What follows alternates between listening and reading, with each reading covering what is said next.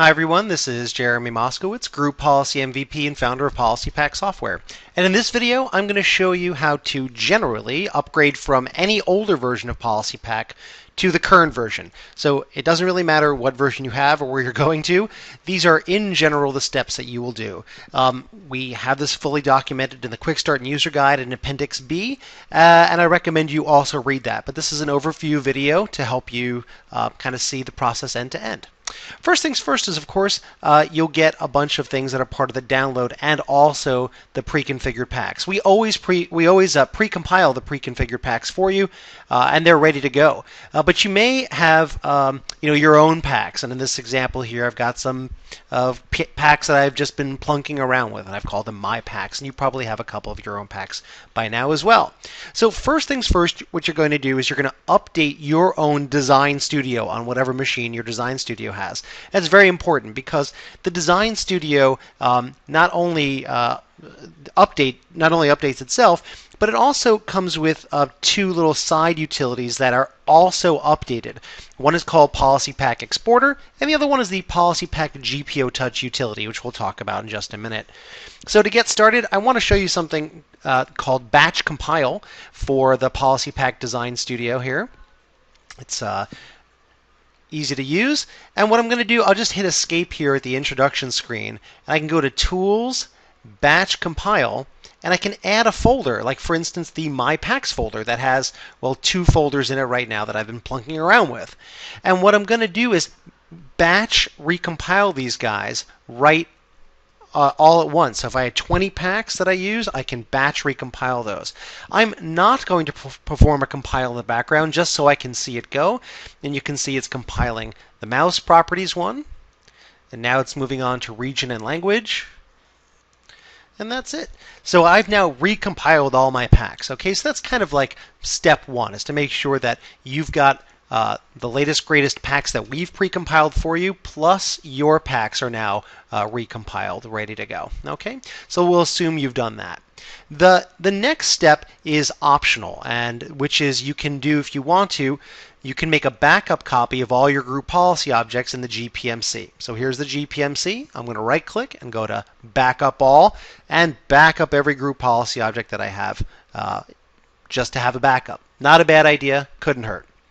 While I'm also here, again, this is totally optional.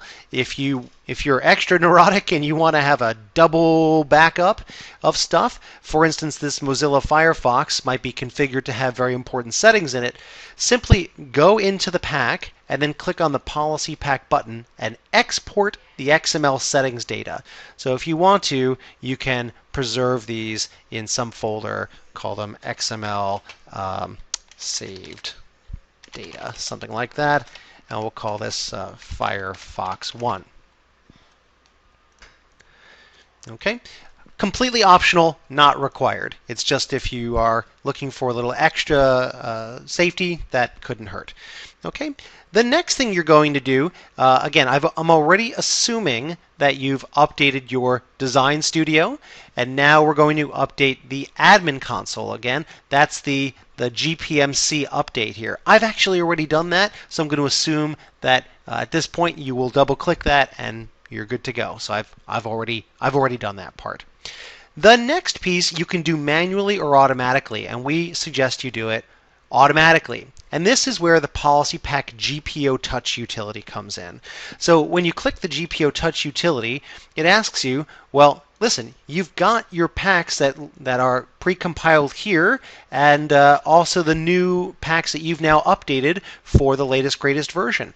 Well, how do you get them into the central store, just the ones you're using, and touch every GPO so that you're using the latest, greatest packs? So we make this easy for you. You can update both DLLs and group policy objects in one click. Or you can update only the GPOs if you've manually updated the central store. Or there's a third option that we're not going to talk about right now called Find and Repair Orphan Packs within GPOs. We'll save that for another day. For now, we're just going to upgrade both DLLs and GPOs. So we'll click Next here. We'll choose a directory, and we'll assume that I've moved all of my packs into one directory here, and I'll pick this guy, the pre-configured packs right here. And what it's going to do is just make sure that it can see them, and it can. Again, these are the source. These are the ones that I've now selected. And look what it discovered. It discovered I've got 3 packs that need updating. I've got a local one and 2 central ones that are old, and we're about to copy them over and make them new. And in one click, we can just click Next. It'll update all the ones that are checked. Boom, and that's it. So all the source ones are now copied into the local and the central store as needed. When we click Next, we're now going to cycle through all of the group policy objects we have, looking for those old packs and touching all the group policy objects. So we can see we got 524, 529, 531, and when this is over, it's going to take the latest version, and this recording is 536. It doesn't really matter what time, what version you're using by the time you look at this recording. It will touch all the group policy objects.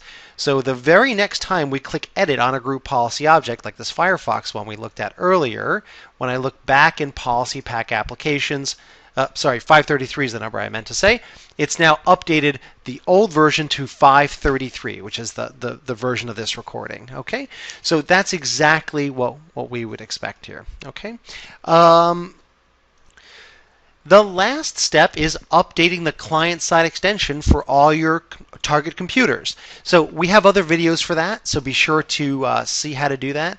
But in short, you can use anything you want using group policy or SCCM, or you can hand install it if you're so inclined. But once the client-side extensions are out there, all the latest features we have are going to be embraced. By way of example, in this version, we have a feature called item level targeting. And if you try to use item level targeting, you get a little warning here that says, hey, make sure the latest CSE is out there. In other words, this feature won't work unless the client-side extension is version 530 or later. So with that in mind, I hope that makes sense. Okay, if you do have any questions, we're here for you. So happy policy packing. Take care.